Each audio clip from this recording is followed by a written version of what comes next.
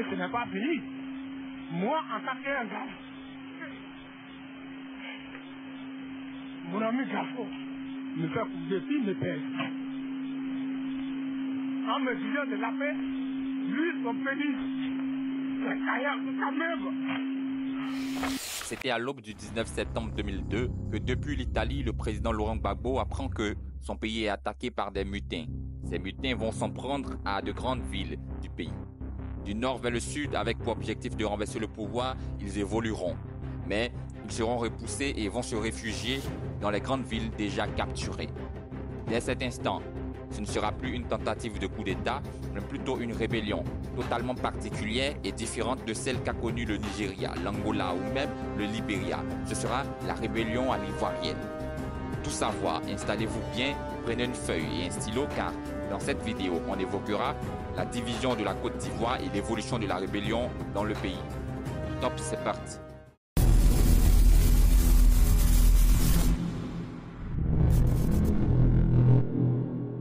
D'entrée de jeu, je tiens à remercier tous ceux qui ont récemment apporté un soutien financier à la chaîne. Merci beaucoup.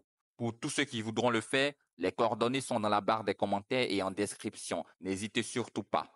Retrouvez-moi également avec le même nom, Josias Assemon, sur TikTok et Instagram pour d'autres contenus particuliers et aussi instructifs. Merci les érudits et attaquons là maintenant notre sujet. Le 22 septembre 2002, 4 jours après la tentative de coup d'État, les rebelles n'ayant pas réussi à prendre Abidjan vont effectivement s'installer dans la zone nord du pays qu'ils ont réussi à conquérir. Ce jour du 22, les premiers renforts français arrivent dans l'objectif singulier, qui est celui d'assurer la sécurité des ressortissants étrangers. Le dispositif français est baptisé Opération Licorne. Initialement, la principale mission de la force Licorne était celle que viendra faire l'ONUCI par la suite, en l'occurrence, aider à la stabilisation du pays. Ainsi, la force française va constituer une force de réaction rapide de 3e rang, susceptible d'agir au profit de la force onusienne, celle-ci intervenant en soutien à l'action des forces armées ivoiriennes. En plus de cela, la force Licorne pouvait, si besoin était, assurer la sécurité des ressortissants français et étrangers. C'est donc dans ce canevas que la force Licorne, aidée par extension par l'armée américaine, va orchestrer plusieurs opérations d'évacuation des ressortissants étrangers en Côte d'Ivoire. On estimera ce chiffre à plus de 3000 ressortissants évacués. 2 jours plus tard, soit le 24 septembre, le FPI a accusé le Burkina Faso d'être impliqué dans la déstabilisation de la Côte d'Ivoire. Cependant, et ce tout naturellement, le Burkina Faso a démenti toute implication. Rien n'a évolué. Le 22 septembre, le gouvernement ivoirien demande l'activation des accords de défense conclus avec la France, afin que la France apporte son soutien effectif à la Côte d'Ivoire pour tenter de résoudre par la diplomatie plutôt que par les armes cette crise. Il avait donc été question d'un mini-sommet à Marrakech dans la même semaine, puis une réunion dans le cadre plus officiel de la CEDEAO, dès les premiers jours du mois d'octobre à Dakar, avant que l'on opte pour Abidjan sans changer la date. En fin de compte, tout a été chamboulé et la réunion devait se tenir le dimanche 29 septembre à Accra au Ghana. Ce choix en faveur d'une capitale africaine proche de la Côte d'Ivoire, mais neutre, présentait un double avantage. D'une part, permettre la participation du président Laurent Gbagbo et celle de son homologue du Burkina Faso, Blaise Compaoré. Souvent présenté par la Côte d'Ivoire comme l'inspirateur ou même l'allié des rebelles qui y sont rentrés en Côte d'Ivoire dès le 19 septembre. Près de 10 jours plus tard, après le déclenchement de l'insurrection, qui a fait plus de 280 morts dans la seule métropole ivoirienne, les rebelles ne se sont pas désarmés. Ils ont échoué à décapiter le pouvoir à Abidjan, où le ministre de l'Intérieur et l'ancien chef de l'État, le général Guéhi Robert, finissent tués.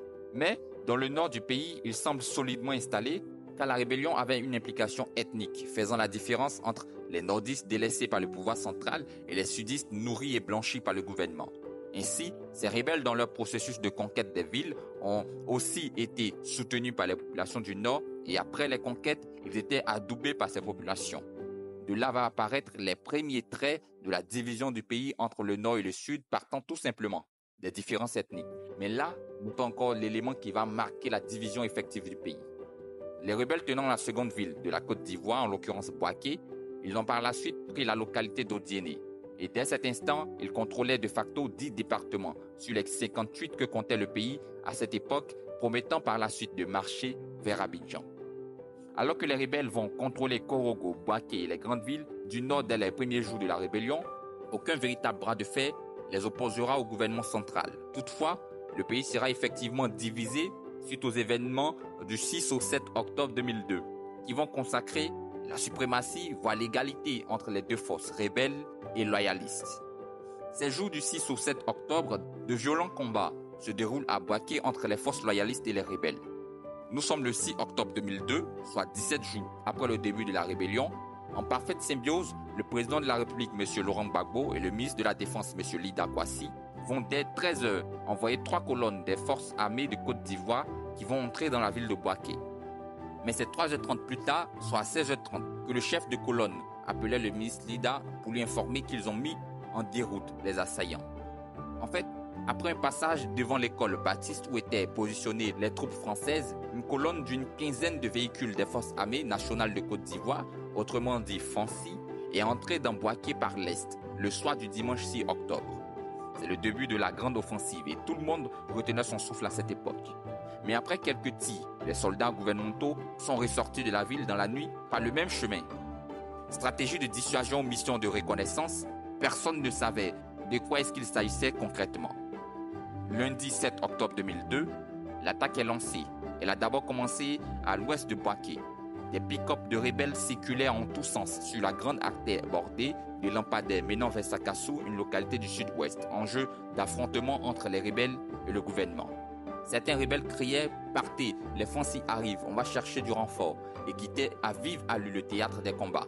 D'autres, quant à eux, débarquaient en sens inverse et se réunissaient à l'entrée de la ville.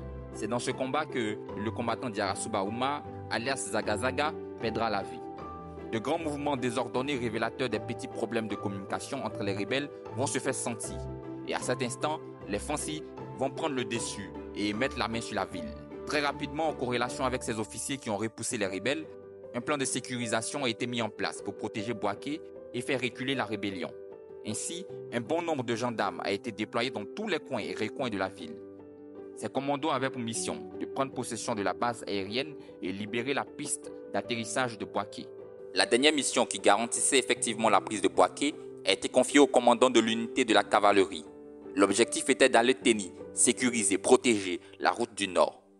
Suite à la mise en place du dispositif de sécurité, le ministre Lida Kwasi était tellement sûr de son fait qu'il clamait haut et fort la reprise de Bouaké. Dans l'euphorie, l'information a été reprise par la radio-télévision ivoirienne RTI qui annonçait la victoire de la République sur la rébellion.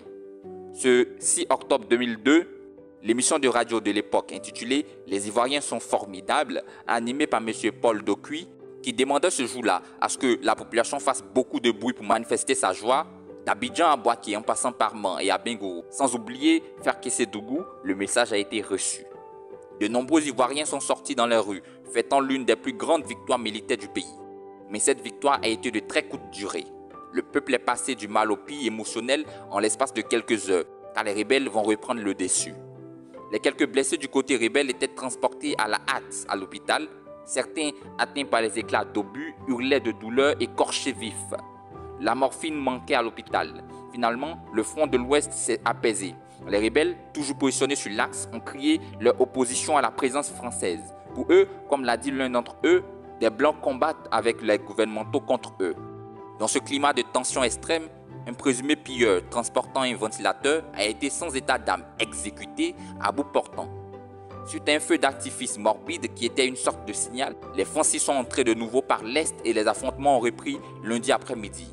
Dans ce canardin, les combattants ont progressé jusqu'au centre-ville où a résonné des détonations de mitrailleuses lourdes, de mortiers, de canons de 20 mm, accompagnés de tirs nourris de Kalachnikov. Des échanges d'obus et de balles traçantes ont traversé le ciel. Les forces loyalistes ont fait une incursion dans les quartiers centraux à bord de blindés. Finalement, quand le silence est revenu, personne ne savait qui contrôlait Bouaké. Dans certains quartiers, n'apercevant à l'horizon aucun uniforme, ni rebelle ni gouvernemental, les habitants ont tenté une sortie. Quelques heures plus tard, les rebelles ont refait leur apparition, annonçant qu'ils avaient repoussé complètement l'offensive gouvernementale et capturé 3 véhicules. Les sous-officiers qui organisent l'opération militaire sur le terrain ont été vus vivants et déterminés à attaquer à leur tour. Ils ont également confirmé la reprise de Vavois, une ville située beaucoup plus à l'ouest, et demandé à la France de respecter une stricte neutralité. Mardi, Bouaké s'est réveillé après une nuit calme. Au loin, des rafales sporadiques d'armes lourdes et légères ont retenti.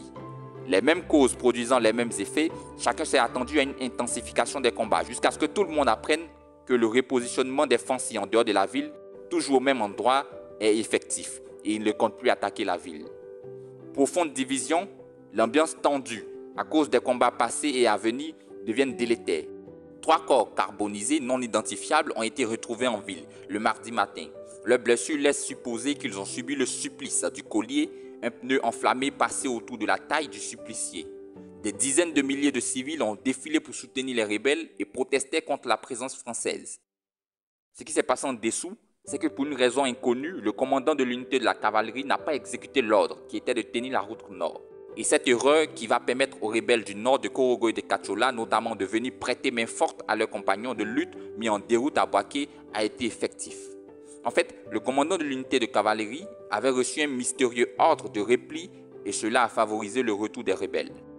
La nuit tombée et craignant que le reste des troupes ne se fasse encercler par les renforts rebelles venus du nord, l'ordre définitif de quitter Bouaké s'est imposé pour l'armée régulière. La libération de Bouaké fut donc un échec et cet échec est resté dans l'esprit de tous les Ivoiriens, se demandant qui aurait donné l'ordre de repli au commandant censé sécuriser la route du nord. Mais plusieurs hypothèses ont été évoquées. La première est celle d'une trahison interne. La trahison interne mettait en avant un haut gradé de l'armée ivoirienne. Pour cette hypothèse, tous les regards se sont tournés vers le colonel Gueux Michel. À Bouaké, où il est censé se tenir en poste pour défendre la ville occupée par les rebelles, le colonel Gueux Michel était en contact régulier avec le ministre Lida. C'est ce colonel qui a aussi rédigé les plans de la reconquête de Bouaké. Le problème était que, quelque temps plus tard, le colonel a rejoint la rébellion et deviendra par la suite ministre au nom de la rébellion. Les commandos qui avaient pour mission de prendre possession de la base aérienne ont eu aussi la désagréable surprise de tomber sur les rebelles qui les attendaient sur les lieux. Les commandos vont connaître d'énormes pertes en vie humaine qui vont les marquer pour toujours. La seconde hypothèse, quant à elle, indexait la France comme étant la source de cette déroute de l'armée. En fait, un haut gradé de l'armée ivoirienne annonçait que le comportement des soldats français était pour le moins curieux tout au long de l'attaque de Bouaké. Les militaires français allaient sans cesse poser des questions sur le positionnement, l'effectif des troupes, la nature des armes de l'armée ivoirienne, la raison de la présence de l'armée à un endroit tel ou un autre, plusieurs questions étranges. Ce qui intriguait est que 30 minutes après le passage d'un hélicoptère français ayant su voler la localisation et les positions des forces républicaines, immédiatement l'armée a été prise d'assaut par des balles rebelles qui les ont facilement repérées. Mais à cela s'ajoute le témoignage du ministre Lida Kwasi qui dévoilera le fait que le commandant de l'unité de cavalerie qui devait aller tenir la route du nord pour empêcher le retour des rebelles a effectivement reçu un ordre anonyme de repli. Ainsi, contrairement aux ordres de l'état-major des Fancy, le commandant a coupé la communication. Il a été revu 1h30 plus tard à Tébissou, là où se trouvaient les soldats français. Le 12 octobre, soit 5 jours après l'offensive sur Bouaké, Lida Kwasi est en guise de punition nommé ministre d'État sans portefeuille au titre de conseiller du président de la République. C'est cette offensive qui va consacrer la division politico-militaire du pays et rassurer les rebelles à l'idée qu'ils peuvent lutter contre l'armée régulière, sans oublier le soutien des peuples nordistes influencés par la manipulation politique qui a fini par créer une différence ethnique entre les populations du nord et celles du sud. Depuis ce jour, les rebelles vont agrandir leur zone de contrôle, toujours dans un bras de fer avec les forces loyalistes, et commettre les exactions les plus répugnantes, dans le seul objectif qui est celui d'atteindre Abidjan et renverser le pouvoir. En même temps qu'Abidjan était attaqué dans cette nuit du 18 au 19 septembre, la ville de Bouaké l'était également. La prise de la ville de Bouaké était pilotée cette nuit par l'homme fort, le bras droit de Ibé, en l'occurrence l'ancien caporal de l'armée loyaliste Oumar Diarra-Souba alias Zagazaga, secondé par Shérif Ousmane. Les rebelles vont très rapidement et facilement déstabiliser le gardien de la sécurité de la ville de Bouaké et prendre les secteurs clés de la ville en s'attaquant aux hommes clés tels que le colonel Dagroloula, le commandant en chef de Bouaké qui finit exécuté dans la nuit du 18 au 19 septembre. Quelques heures après que le colonel soit rentré d'un voyage, il entendit des coups de feu de plus en plus intenses tirés en direction de sa maison vers 3 heures du matin. Ce qui se passait, c'est que les rebelles encerclaient la demeure de l'officier ivoirien qui était situé à point nommé à l'intérieur du camp militaire.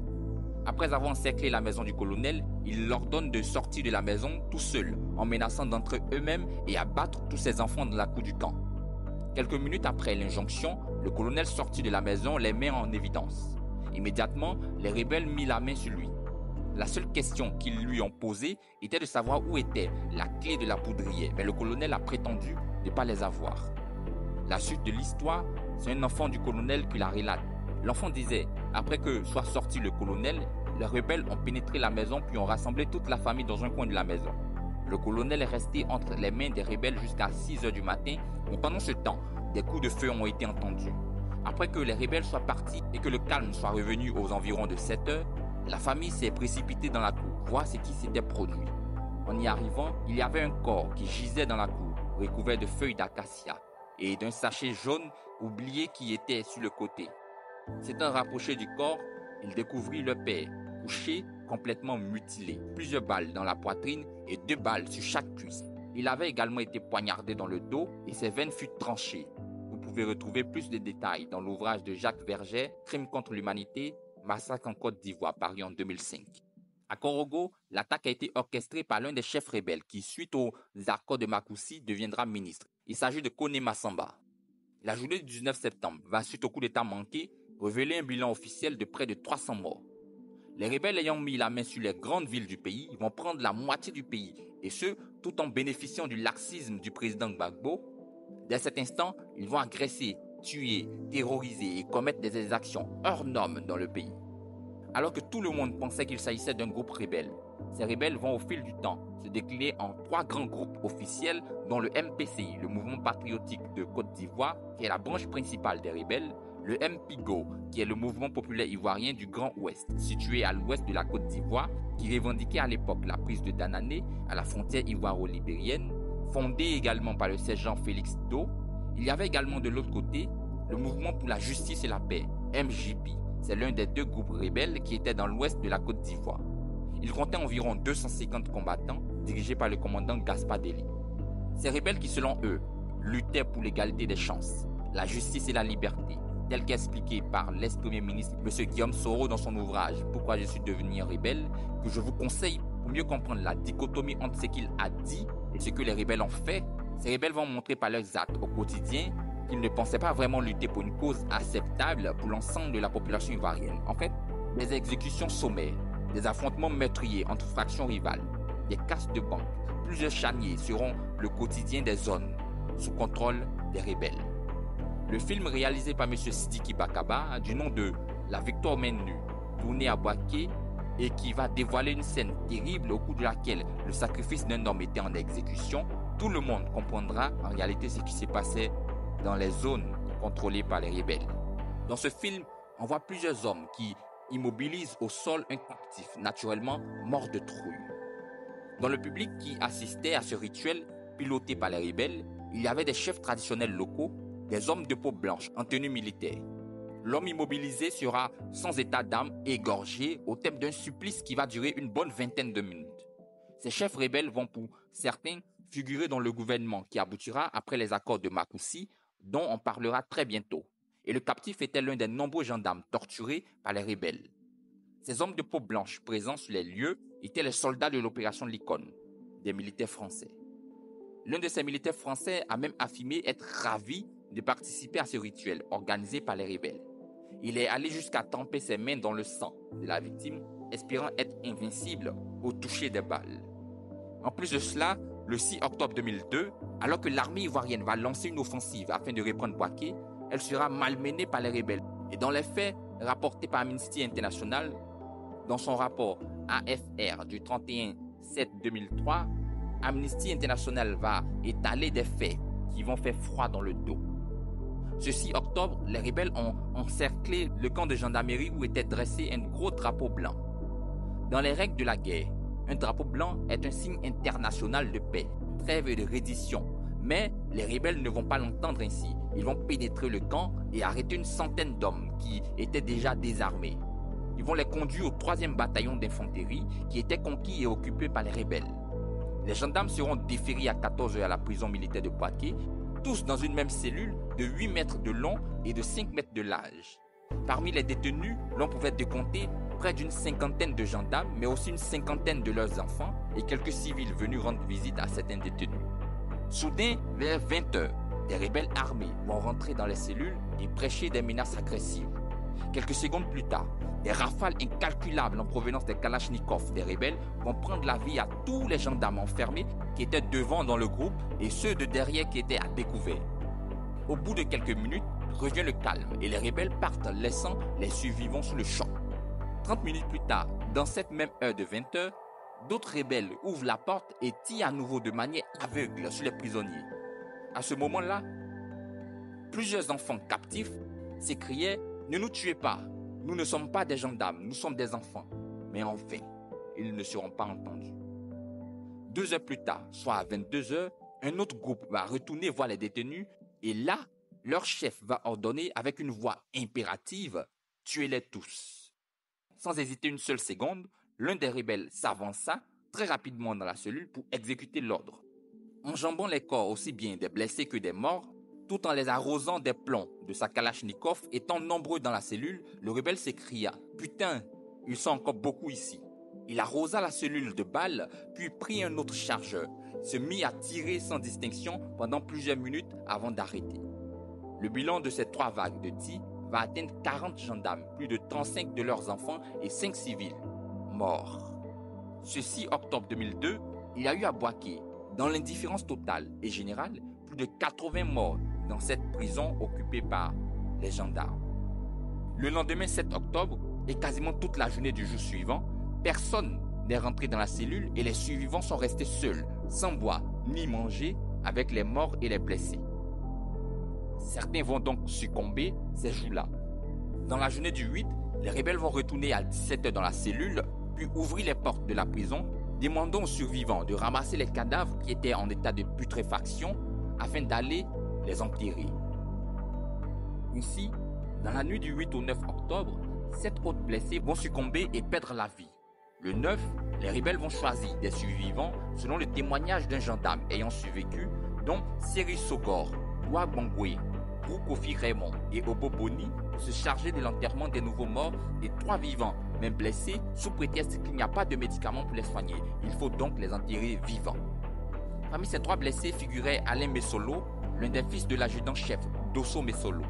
Ce dernier, qui avait déjà vu mourir sous ses yeux son fils prénommé Ladji, n'a pas voulu laisser partir son fils Alain tout seul. Il a donc insisté pour l'accompagner et tous deux n'ont plus jamais été revus. Ce 9 octobre, vers 17 h, plusieurs camions sont passés récupérer les derniers survivants. L'un d'entre ces survivants racontait à Amnesty International que les rebelles se moquaient d'eux et les ont obligés à chanter dans les camions « Jésus est bon, Jésus est mauvais », afin de bien les faire comprendre qu'ils allaient mourir sans que leur Dieu ne puisse les sauver. Toujours selon les témoignages de ce dernier à Amnesty International, dans son rapport AFR paru le 31/7/2003, arrivé sur les lieux où ils avaient enterré les morts les jours précédents, il y avait des puisatiers qui venaient à peine de creuser un nouveau trou. Mais fait étrange, arrivé sur les lieux, le colonel rebelle a appelé afin que les détenus soient renvoyés en prison. Ils seront donc épargnés ce jour-là. Quelques jours plus tard, certains enfants de gendarmes qui avaient survécu au massacre et un gendarme ont été libérés après s'être acquittés d'une très forte rançon, une somme qui est restée secrète jusqu'au jour d'aujourd'hui. Pendant toutes les années où les rebelles auront la même mise sur la moitié du pays, ils vont semer la terreur. Et le 2 août 2004, un charnier de 99 cadavres a été découvert à Korogo. Figurez-vous que 2 mois avant ce charnier, du 20 au 21 juin 2004, des affrontements très sanglants et meurtriers qui vont opposer Ibrahim Koulibaly, alias Ibé, à Guillaume Soro, le maître d'œuvre de la rébellion, seront en réalité les causes imminentes qui vont créer ces événements. Ce combat va se solder par la victoire de Soro, mais les enquêtes menées par l'ONUCI sur les 10 affrontements publiés dans les rapports AFR 31/010/2004 du 2 août 2004 intitulés « La lumière doit être faite sur les allégations de charnier à Yopougon » que vous pouvez retrouver sur Google avec les recherches approfondies, ont découvert dans cette ville, sous contrôle des rebelles depuis les premiers jours de la rébellion, 3 charniers contenant plusieurs dizaines de corps, dont certains décapités et d'autres retrouvés les mains attachées dans le dos. Preuve qu'ils ont été assassinés après avoir été capturés. Le pire, c'est que le rapport indiquait que les personnes détenues par le camp de Guillaume Soro ont été placées dans des conteneurs et des dizaines d'entre elles ont perdu la vie suite à suffocation. Le 15 décembre 2002, un charnier de 120 cadavres est découvert à Monokozoï. De surcroît, dans l'ouest du pays gouverné par le MJP et le MPIGO, il y a aussi eu d'autres atrocités perpétrées par les rebelles. Sur la base du témoignage recueilli par Maître Jacques Verger, qui, dans son ouvrage Crimes contre l'humanité, évoquait les attaques de Petit Djokwe et de Guy Trozon, qui étaient revêtus du sceau d'une attaque purement génocidaire, orchestrée par les rebelles, il nous fera comprendre que certains survivants de cette attaque ont reconnu parmi les agresseurs des dozos qui faisaient ami-ami avec les rebelles à l'époque. Dans les témoignages recueillis, Madame Yoro Roxane parlait dans la nuit du 31 au 1er mai 2005 à 2h30 des agresseurs armés de gourdins, de fusils calibre 12, de machettes, de cailloux et de couteaux qui ont apparu dans la localité. Chez elle, 8 personnes, dont sa grand-mère et ses petites sœurs, ont été brûlées puis ont perdu la vie. Sa tante a été fusillée dans la maison. Son petit frère Yeba Gosselin, qui a été atteint au bas-ventre, fut d'urgence conduit à Daloa, où il a subi une intervention d'urgence au CHR de la même ville. Tous les prochains témoignages déclaraient qu'il s'agissait effectivement des dozos. Ces exactions que je ne peux citer entièrement dans cette vidéo ont été consacrées à une séance de témoignage à l'Assemblée nationale de Côte d'Ivoire. Il y a un qui a dit que lui, il veut boire mon sang. Il veut boire notre sang. Oui, monsieur le candidat. Et il a pris le sang. Le gars prenait le sang pour boire. Et ce n'est pas fini. Moi, en tant qu'un gars, mon ami Gafo me fait couper puis me perd. En me disant de la paix, lui, son pénis, c'est Kaya Kamego. J'ai mis l'eau au feu. Là, c'est tout comme ça. Donc tout ça, il faisait chaud. Il faisait soleil. Ils ont mis là, c'est sur nous. C'est sur nous. Maintenant, il y a un qui passait devant moi, qui me dit, chef, qu'il veut boire, pardonnez. Et puis il a kiffé dans la boîte, m'a donné, j'ai vu ça. Le 15 octobre, soit une semaine après l'échec de l'armée loyaliste à Bouaké, le sergent-chef Thio Fosier a révélé l'existence d'un dirigeant politique de la rébellion. Il s'agissait d'un certain Guillaume Soro, un temps sympathisant au FPI, qui s'est par la suite très rapidement rapproché du RDR. Guillaume Soro s'est lui-même présenté par la suite comme le secrétaire général du MPCI. Les rebelles déterminés à l'idée de mettre la main sur les grandes villes jusqu'à se rapprocher d'Abidjan vont le 22 octobre, soit 2 semaines après leur performance à Bouaké face aux Fancy, mettre la main sur la ville de Daloa. 10 jours après l'échec de la reconquête de Bouaké, le 17 octobre 2002, la signature par les rebelles à Bouaké d'un accord de cessation des hostilités avec le gouvernement est mis en place. Le président Gbagbo l'a accepté et a par la suite demandé à la France d'assurer le contrôle du cessez-le-feu. Le 22 octobre, la France a envoyé des renforts pour contrôler le cessez-le-feu. Une grande manifestation devant le 43e Bima, Pobwe, aura lieu. Ce sont les partisans du FPI qui, manifestant, demandaient à ce qu'on leur livre Alassane Ouattara, clairement et évidemment ciblé comme l'un des responsables de la rébellion. Cette marche avait été annoncée à la veille par la télévision nationale et parmi les organisateurs figurait l'Union des Patriotes pour la libération totale de la Côte d'Ivoire, UPLTCI. L'objectif était de déclarer leur indignation aux Français qui gardaient Alassane Ouattara contre les gris. Cette époque étant clairement celle de la division ethnique et religieuse, l'ancien Premier ministre originaire du nord du pays et musulman de surcroît, s'étant réfugié à la résidence de l'ambassadeur de France depuis le 19 septembre suite à l'escorte mise en place par le ministre Lida, était soupçonné par de nombreuses organisations proches du pouvoir de connivence avec la rébellion, si ce n'est d'une implication directe. Une foule innombrable d'hommes et de femmes de tout âge et de toute couche sociale, selon le quotidien Fraternité Matin, s'est rendu au 43e Bima et a tenté en vain d'arracher les grilles de la base militaire après avoir vite débordé les policiers présents comme les organisateurs de cette marche. Ils vont donc ériger quelques barricades tout le long des artères menant à Port-Boué. C'est à coups de grenades lacrymogènes et assourdissantes que l'armée française est parvenue à faire reculer des manifestants particulièrement agressifs qui scandaient des slogans anti-français, Chirac esclavagiste, à bas la France, mais aussi on s'en fout des Français, on veut Alassane Ouattara. Le ministre de la Défense, Cadet Bertin, qui a substitué l'ancien ministre Lida Kwasi, a en vain tenté de calmer cette foule en colère en rappelant dans cette crise que la France a apporté son soutien à l'État de Côte d'Ivoire contre la rébellion et en demandant aux manifestants, souvent harangués par les anciens leaders de la FESI, la Fédération des étudiants, de ne pas se tromper de combat ni d'adversaire. L'ennemi commun, disait-il, ce sont les terroristes qui sont venus réveiller la population de canon dans la nuit du 18 au 19 septembre 2002. Finalement, c'est le chef d'état-major ivoirien, Mathias Doué, très applaudi lorsqu'il a pris le micro, qui a pu ramener quelque peu le calme et obtenu que la foule continue son sit-in un peu plus loin des grilles de la base française. Les commerces étaient fermés, le quartier de Port-Bouët était en ébullition. Malgré la colère et la douleur, les jeunes ont quand même fait la fête. Quelques blessés ont tout de même dû être transportés dans différents hôpitaux d'Abidjan. Et après ces incidents, les autorités françaises ont ensuite décidé de fermer toutes les écoles françaises d'Abidjan. Quant au principal organisateur, Eugène Djoué, président de l'UPTLCI, interviewé par le quotidien L'Œil du Peuple, il a déclaré « Nous n'allons pas nous arrêter là. Si nous n'avons pas satisfaction, nous déploierons nos militaires et les Ivoiriens dans tous les sites français. » Notre Voix, le quotidien du FPI, écrit pour sa part que les manifestants sont retournés chez eux en promettant d'aller chercher là où ils se cachent Alassane Ouattara qui, à leurs yeux, est le principal responsable des malheurs de la Côte d'Ivoire. Loin d'Abidjan, Daloa, qui était une ville très stratégique, sera le lieu du théâtre d'une rude bataille. Les loyalistes vont reprendre Daloa suite à ce bras de fer. Ce 30 octobre débutent à Lomé les premières négociations directes entre les délégations du gouvernement et des rebelles du mouvement patriotique de Côte d'Ivoire, MPCI, conduits par Guillaume Soro. Les représentants des deux camps sont sortis en début d'après-midi de leur première séance de discussion, puis les ont repris vers 17h. Le président togolais Gnassingbé Yadema, coordonnateur de la médiation de la CEDEAO, avait reçu séparément les représentants de chaque camp dans la matinée avant de les réunir pour les tractations à huis clos. La question du désarmement des militaires qui combattent depuis le 19 septembre le gouvernement ivoirien était le sujet central.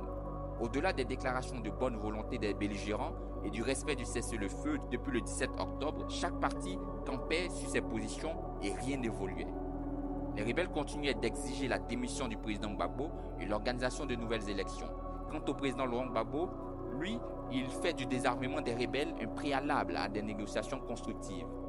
Accompagné de deux chefs militaires des rebelles, le sergent Chérif Ousmane et l'adjudant Thiofosier, qui sont retournés à Bouaké avant la fin de la journée, Guillaume Soro est également resté sur sa position. Le lendemain, le 1er novembre, le gouvernement a étrangement accepté le principe d'une amnistie et d'une réintégration des rebelles dans l'armée.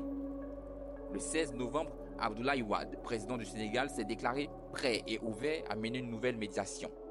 3 jours plus tard, le président Laurent Gbagbo a proposé d'organiser un référendum sur la Constitution, une des revendications des rebelles afin de les calmer. Dans un test en 10 points, cette consultation doit porter sur 3 points. Les conditions d'éligibilité à la présidence de la République, le code foncier rural et la nationalité, mais cela n'aboutira à rien de concret. À cette époque, un événement étrange et inquiétant va envahir la Côte d'Ivoire et effrayer les populations. En fait, le 2 novembre 2002, M. Émile Téhé, président d'un parti politique du nom de MPI, Mouvement Populaire Ivoirien, est brusquement assassiné et ce, dans des conditions non clarifiées. 6 jours plus tard, le 8 novembre 2002, c'est au tour du docteur Dakouri Tablé, coordonnateur du MPCI, qui finit également assassiné.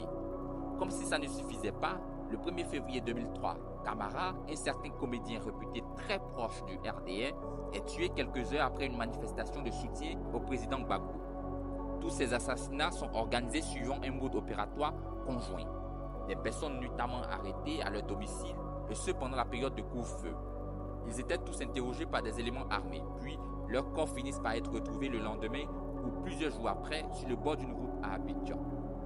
Les services secrets français étaient les premiers à se pencher sur le sujet, et le résultat de leur enquête ne tarde pas. Il s'agit des tueurs en série, appelés les escadrons de la mort. Et selon le renseignement français, il s'agit ni plus ni moins des membres de la garde présidentielle, dont M. Patrice Bailly et le capitaine Séka Anselme, dirigés dans l'ombre par Mme Simone et Yves Gbagbo. Et cette responsabilité a été attribuée tout naturellement au couple présidentiel. Tout portait à croire qu'il s'agissait d'eux, mais à la réalité, ils n'ont jamais été connectés aux prises de décision qui ont dirigé les actions de l'escadron de la mort. En fait, l'escadron de la mort était piloté par 3 fractions, des membres de la police nationale, des membres de la gendarmerie nationale et des éléments de la garde présidentielle. Ces membres ont agi indépendamment et à l'insu du chef de l'État ivoirien et son épouse, croyant bien fait. Pour preuve, les enquêteurs français qui ont eux-mêmes tagué le couple présidentiel comme étant la source de ces crimes en Syrie ont fini par se contredire. En fait, la justice française a condamné le journal Le Monde qui avait personnellement mis en cause le couple Gbagbo à ce sujet. En plus de cela, dans un arrêt rendu public le 5 avril 2006, la Cour d'appel de Paris a estimé que les auteurs des articles qui évoquaient l'implication du couple présidentiel dans l'affaire des escadrons de la mort ont sur la base d'aucune preuve spéculé et répété leurs propres informations publiées par eux et certains médias frères. Ils ont juste interpellé des rapports officieux ou officiels au-delà de leur strict contenu. Pour approfondir vos recherches, je vous invite à rechercher l'arrêt de la Cour d'appel de Paris datant du 5 avril 2006 et qui condamne le média Le Monde pour diffamation. Grâce à cet arrêt, vous réussirez à comprendre tout. Au contraire, la question de l'escadron de la mort sera utilisée contre le président Gbagbo pour lui mettre une pression lors des accords de Marcoussis qu'au passage, j'espère qu'on aura le temps d'évoquer très bientôt. Le 27 novembre, lors de sa visite à Abidjan, le ministre français des Affaires étrangères, M. Dominique de Villepin, va mettre en place l'exfiltration de Côte d'Ivoire du principal opposant, M. Alassane Ouattara, qui était guetté partout dans Abidjan. Au lendemain de l'arrivée du ministre français, soit le 28 novembre, le mouvement populaire ivoirien du Grand Ouest, MPIGO, et le mouvement pour la justice et la paix, MJP, les 2 autres groupes rebelles dans l'ouest du pays, ont revendiqué la prise de Mans et de Danané. Des combats entre les rebelles et les forces gouvernementales auront lieu. Tantôt l'armée revendiquait la prise de Mans, tantôt les rebelles démontaient ces informations sous prétexte qu'ils avaient toujours la même mise sur la ville. Dans cette même zone de l'Ouest aura lieu les premiers affrontements meurtriers entre militaires français et rebelles lors d'une évacuation de 160 étrangers depuis Mans. Une dizaine de morts chez les rebelles sera signalée, tandis qu'un blessé chez les militaires français sera signifié. Le 3 décembre 2002, une rencontre à Bamako des présidents Laurent Gbagbo et Blaise Compaoré a lieu sous la supervision du président malien Amadou Toumani, après près de 5 heures de discussion. Pendant ce temps, le chef d'état-major général des armées de Côte d'Ivoire, le général Mathias Doué, s'est entretenu longuement avec le ministre burkinabé de la Défense, le général Kwame Lougué. Les seules frictions visibles au cours de cette rencontre étaient entre les agents de sécurité rapprochés des 2 chefs d'État. Les gardes de corps de M. Laurent Gbagbo, au nombre de 26, contre 8 du côté des gardes du corps de M. Blaise Compaoré, sont plaints de la position des agents de sécurité de M. Compaoré, très rapprochés de la salle où avait lieu le huis clos. La sécurité malienne a beau expliquer que c'est parce qu'en fait les appartements affectés au président Compaoré étaient situés tout près de la salle des huis clos que sa garde rapprochée y était. Pendant quelques minutes, la tension est montée d'un cran, mais par la suite, elle va redescendre. Au sortir de cette rencontre, aucune déclaration individuelle des présidents a eu lieu. Ce n'est qu'un communiqué conjoint signé par les 3 présidents qui a été lu par le ministre malien des Affaires étrangères d'alors, en l'occurrence M. Lansana Traoré, qui indiquait que les chefs d'État des 3 pays ont décidé de prendre des mesures appropriées pour le renforcement de la cessation des hostilités. Ils ont reconnu la nécessité d'engager une réflexion approfondie des réformes politiques et institutionnelles visant à favoriser la réconciliation en Côte d'Ivoire, se référant aux violences et les actions perpétrées récemment contre les populations de la région ouest en Côte d'Ivoire.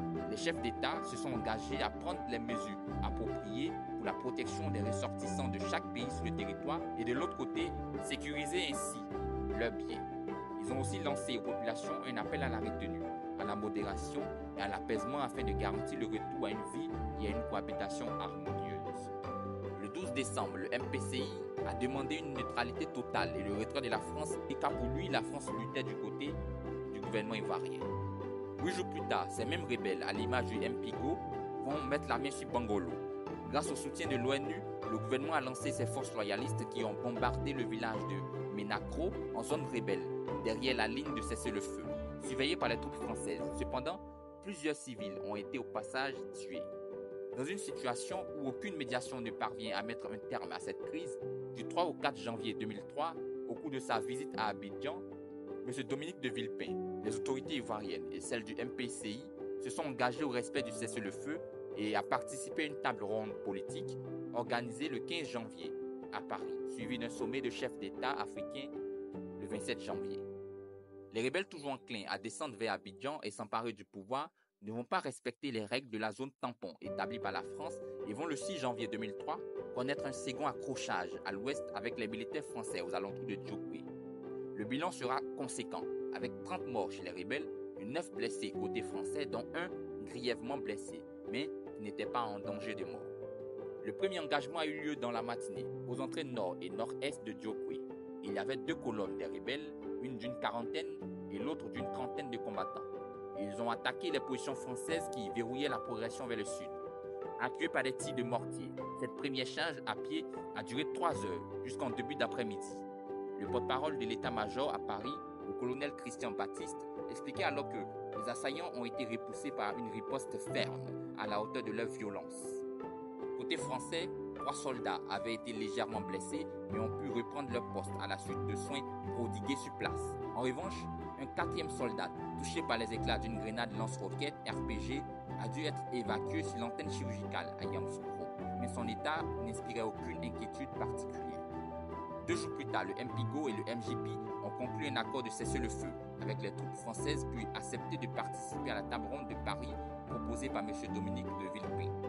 Le lendemain, une grosse offensive est menée avec des hélicoptères par l'armée régulière qui bombardaient dans la région de Grabo, à l'ouest du pays, les positions rebelles. Cette attaque a fait, selon les rebelles eux-mêmes, 15 morts civils. Avant d'aller à la table ronde à Paris, le 13 janvier, le représentant du gouvernement et les chefs du MPIGO, du MJP vont tous ensemble signer un accord de cessation des hostilités à Lomé au Togo. 2 jours plus tard, le 15 janvier 2003, débute la réunion de la table ronde à Linas Makoussi, près de Paris. Ouvertes ce 15 janvier, les négociations de Linas Makoussi étaient conçues comme un huis clos afin de trouver une issue pacifique à la crise ivoirienne, en mettant face à face les protagonistes ivoiriens avec un arbitrage français. Elles ont fait suite à l'échec des efforts de médiation ouest-africains et fait l'impasse sur le caractère régional du conflit. Dès cet instant, la crise va rentrer dans une nouvelle dimension, mettant en évidence les malversations de la France dans la résolution du conflit, la rupture entre le président Laurent Gbagbo et la France, jusqu'à la remise en question de la souveraineté du pays.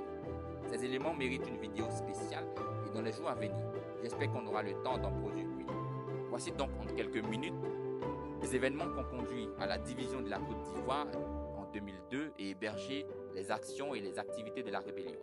N'oubliez pas de liker la vidéo comme d'habitude, de la partager et de vous abonner si ce n'est pas encore fait. D'ici la prochaine vidéo, portez-vous bien et à très bientôt.